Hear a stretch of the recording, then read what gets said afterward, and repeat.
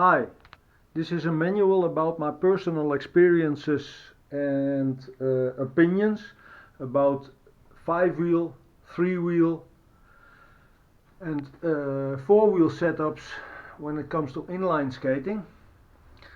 This is a little tour of my materials. I tend to switch between those. I have used those a lot. Those are multi-frames, so you can also use 4x100, 110 and 3x125 wheels. This is a 3-wheel setup, 125. This is also multi-frame, so also 100, 110, 125. This is an old Raps frame, 5 wheels, in this case 78 millimeters, and the lowest are also 78 millimeters. And this is 105 and 110. Well, first a little bit about myself. I used to be a speed skater in my younger years, an ice skater. I did some match skating, and when there was no ice, I always went on those kind of skates, well, especially those kind, when there was no ice on a ring or natural ice. So I kept my speed skating technique intact. But for today I want to talk about the pros and cons of the different kind of setups you can get. In the old days I always used a 5-wheel setup. There was no substitute for that. Later I went on to 4 wheels, first 100, then 105, this is 105, and 110. And more recently I went up to 125 wheels. To start off, I start out with 5-wheel setups. This is a 78 millimeter setup. The frame length is between the three always the same or almost the same. It's quite simple. The lower the wheels, the smaller the wheels, the lower the setup is. And lower is, well, it's easier to learn, also easier. The ride is quite comfortable because the torsion on the shoe isn't that high. So it's because it's more stable, you don't have to use the best of the shoes. You can even wear a normal ice skating shoe where there is no padding or strength around the ankles. When you go higher you have to use a better shoe, and so the price also went up for the shoes that you have to use. If you use like this a 3x125 setup, you have to have a shoe that's very stiff, sturdy shoe.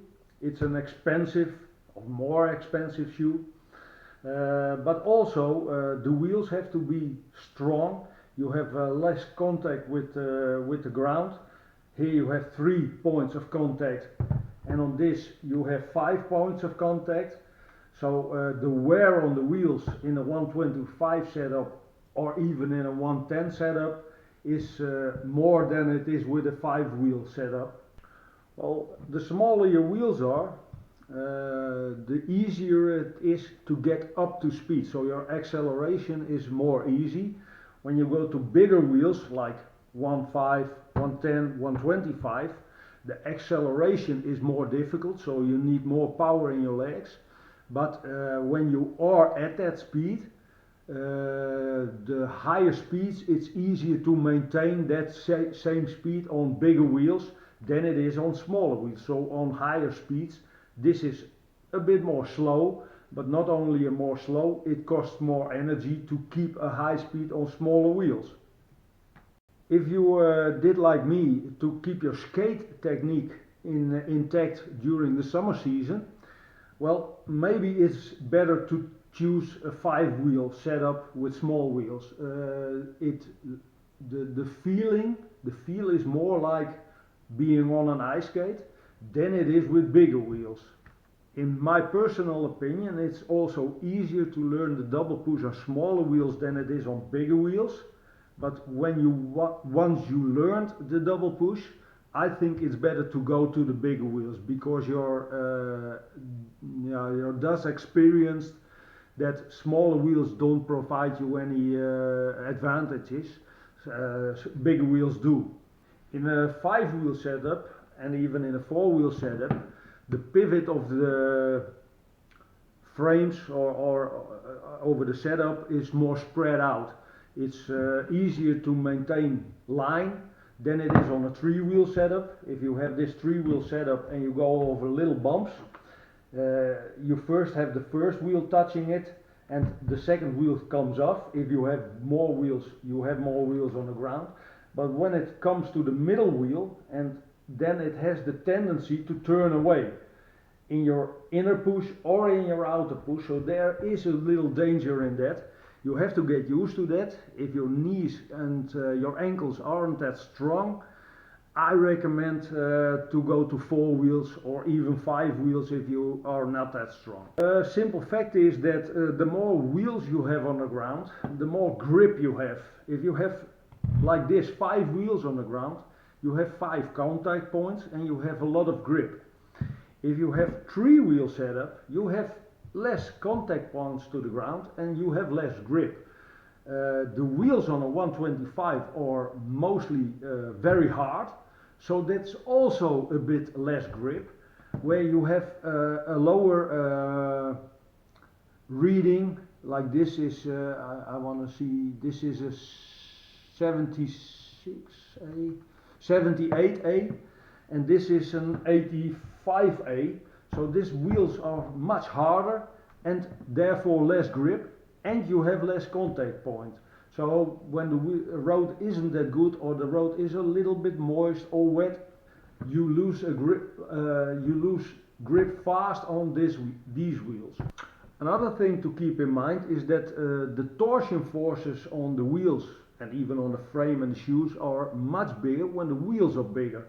So when you have like this a 5-wheel setup versus a 4-wheel setup versus a 3-wheel setup, also the bearings have to be better than they have to be in this frame. I use my old bearings in this frame, old bearings from these setups, and yeah, they do it quite nicely on a 5-wheel small wheel setup, and they don't do it very nicely on the bigger because there is more torsion, so there's more play in the wheels. On a 125 I use the best bearings, high ABAC ratings or ILQ ratings. On a 4x110, 100, 105 I also use quite good bearings, but on a small wheel setup, this I use nowadays in wet conditions. I use old bearings and they keep up nice, but they don't keep up nice in bigger wheels. So more expensive wheels, more expensive bearings, quite an expensive frame, quite an expensive shoe. Simply put, 125 is the most expensive. In this case the shoe is expensive, but this isn't that expensive. There are more brands using the 110, 100, 105 is gone, but the 110, 100 is a lot of brands use it, and nowadays you get a 5-wheel setup everywhere, so less expensive. When it comes to danger, I skate a lot a long distance, so marathon and more distance. When you have wheels spaced like this, they are very close together. When you have little pebbles and they come between the wheels, you have what I call wheel lockup, and suddenly 2 wheels stop. If that's in the back of your skate, it's not the biggest of problems, you just brake. But when it's in the front, you have the tendency, when you're not far on your ass in the back of your skates, but a little bit more on the front, you can easily tip over, and that's more dangerous. That also is for the 4-wheel setup. The space isn't that great when this frame has 110 wheels in it, so the same with pebbles. But when you have a 125 frame, the distance between the wheels is big, so pebbles are not a problem. But there is another thing. On the road you also find branches, And branches can have the tendency to go up between the wheels when you don't avoid them. And no, not often, but I have had that it locks up a wheel. So there's also a little bit danger, but my opinion is that the distance between the wheels, the more distance, the less prone to tipping over or locking up wheels. Well, there is also another little disadvantage for 125. They aren't allowed on the track, at least not in Holland. I don't know, international it's also not allowed by my understanding. But 110, 105, 100 and old setups are all allowed on the track. So that's one thing to keep in mind.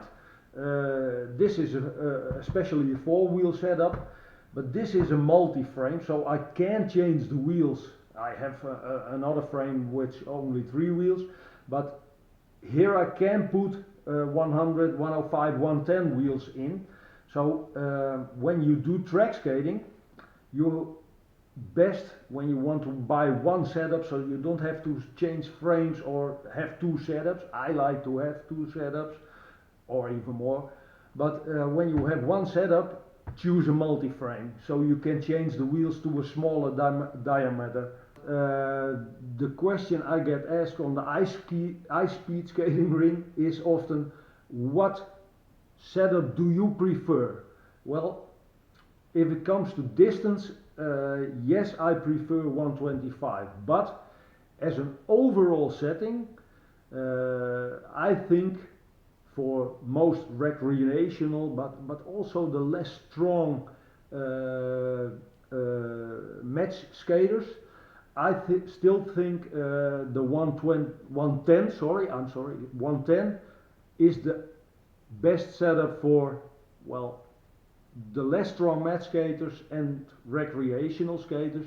And if you are even less strong than that, choose smaller wheels and even a 5-wheel setup, because the speed you gain on the bigger wheels is, I think, but that's my opinion, but I think when you are less of a good skater, then the danger also adds up when you go to the bigger wheels, and that's not an advantage. It's you want to keep in one piece, I always say. And I have skated for a long time on 110 setup, and when I change between the setups, well, even now at 55 years of age, when I come from this frame and I go to a 110 frame or 105 frame, I find this stability. I have to get used to it again. So in the summer I always skate on one of these, but in the winter I always skate on this. And when the first times I go over to the bigger, yeah, it's always a stability issue. I always try it first on a track, and I get used to it quite soon. But to be honest, the best possible setup, I think, is still the 105. Those wheels aren't made anymore, but 105 or 110. I had these laying around, so I use them, and I even have 110 new. But yeah, the 110 I think is still the best setup, or if you are a woman, or an older child, like a teenage child, I think 100, 105 and 110 is the max. If you are older and you're able to, and you're quite strong in your legs, but in your skating, then 125 is well, my personal favorite the last years. But yeah, I tend to say 110, keep to that. And if you are thinking about 125, I would recommend try them out first, because not everybody is able to skate 125 as good as they would have been on 110 or 105, 100. Well, Thank you for watching. I think it was a long personal opinion and long manual, but I hope you find it useful.